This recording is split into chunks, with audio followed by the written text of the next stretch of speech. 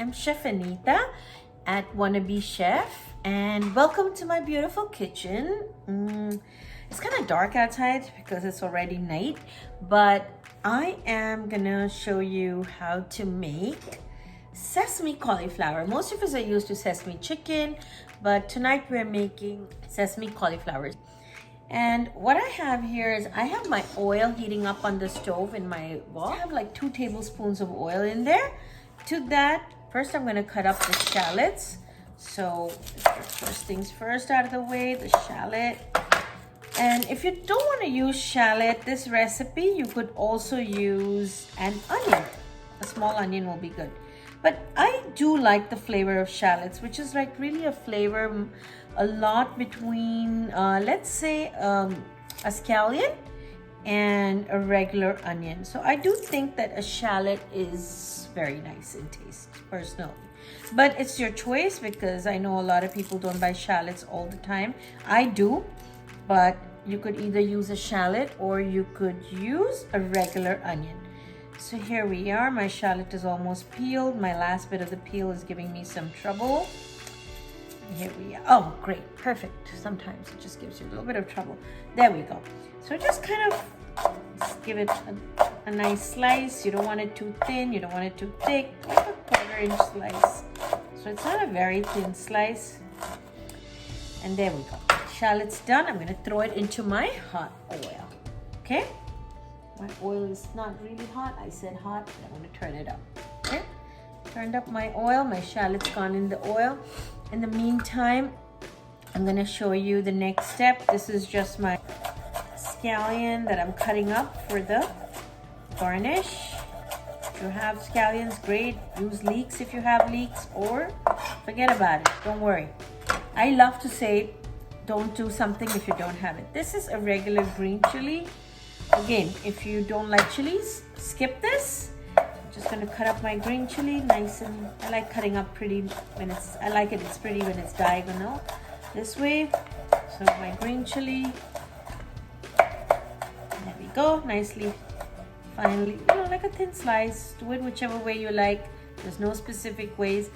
I just like it diagonal. So I have my shallot just getting a little, you're not really caramelizing the shallot or anything. You are just getting a little cook on the shallot, and it's a good idea to add a little bit of salt at this point. Your shallot will cook faster, so the salt gives out some water and it'll just kind of... While my shallot is cooking, of course I have my chili ready, like I showed you all, my ginger, and I will show you what I do with my ginger. I'm going to let that cook, and I'm going to make a slurry of cornstarch and water. So for that, I'm going to take 2 tablespoons of cornstarch. Okay, if you don't want to use cornstarch, you could use arrowroot starch. That was 2 tablespoons. And I'm going to take 1 tablespoon of my vegan chicken broth base. This I got on Amazon. It's amazing, guys. I really like it because it has no MSG. I strongly do not like MSG, so I'm going to put 1 tablespoon of my vegan chicken broth base in the same bowl. And to that, I'm going to just, here we go, look at that. I'm going to kind of make this slurry with everything and add some soy sauce, which is about a tablespoon of soy sauce. Stir up my shallot while it's cooking. Okay, and a tablespoon of rice wine vinegar, a tablespoon of cooking wine, and 2 tablespoons of brown sugar. Just mine is a little powdered because it kind of had turned hard on me. And I'm going to give it a nice whisk, the slurry, the cornstarch, rice vinegar, and cooking wine and soy sauce, a tablespoon of each. The cornstarch was 2 tablespoons, and my chicken broth, vegan chicken broth powder.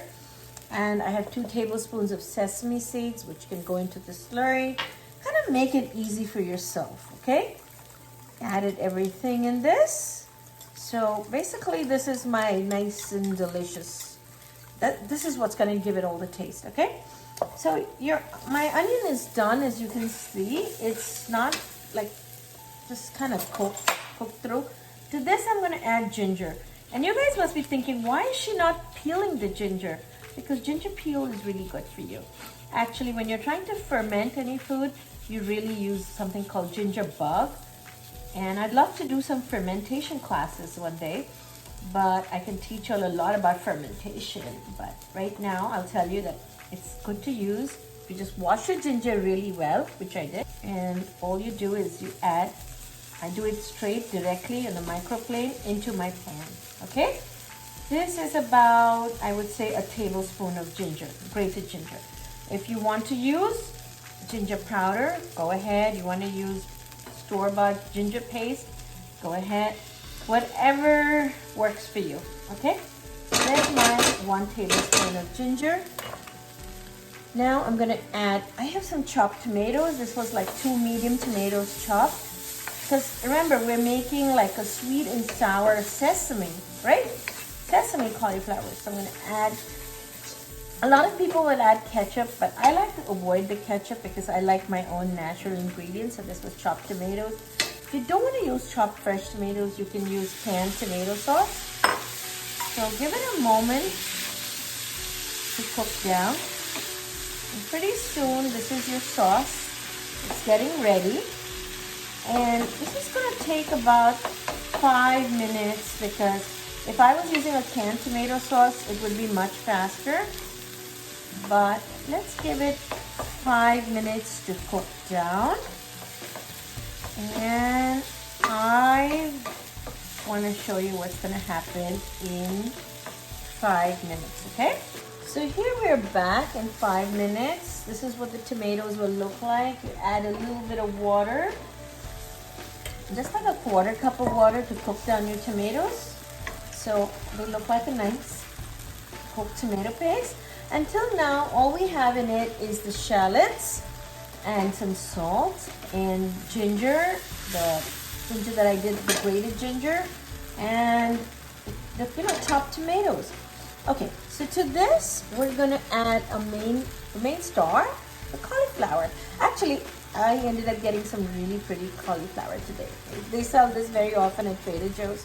I do not actually know what this cauliflower is called, but it's this nice green long stalks that they sell. So I like the taste of this. It tastes a little different than the round cauliflower head that I buy.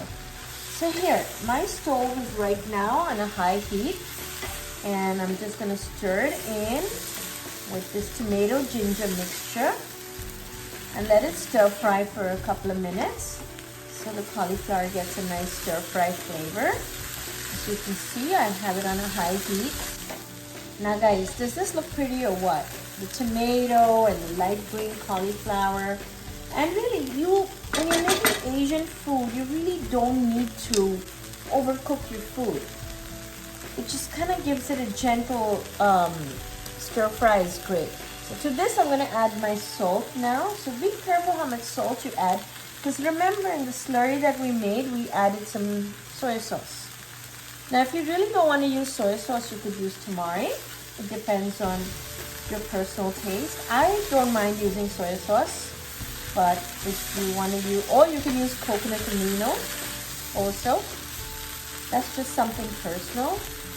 So give it a couple of minutes to stir fry nicely on a high heat. I like stir frying my veggies on a high heat. I think it makes such a difference to kind of sear them like you would do with meat. So stir frying your veggies on a high heat kind of gives them a different flavor. So give me a couple of minutes. It's just important, this step, to take that 2 minutes to stir fry your veggies. And if you're in a bit of a rush, what I'm going to do is cover it so this way my veggies stir fry really fast. So after this, like I showed you, my slurry is ready. Basically, I have everything ready. My green chilies are cut up. My scallions are cut up. And what I'm going to do with the final is add some lemon. You could either add a lemon zest or you could add orange zest. I don't happen to have orange today, so I'm going to do some lemon zest. Either one. Or if you don't have both, don't worry about it. it's not absolutely necessary. So this is going to be pretty much done. Yeah, you don't want to overcook your cauliflower, okay? It's about 2-3 minutes, and like you can see, it's getting limp. There we go. Now to this, what I'm going to do is add a little bit of water, about half a cup of water. So almost 3/4 cup of water. I still have it on a high heat. Let the water come to a boil because our slurry is going to need some water to mix in. Like you see, cover it with the lid again for a couple of minutes. So our cauliflower is cooked right away.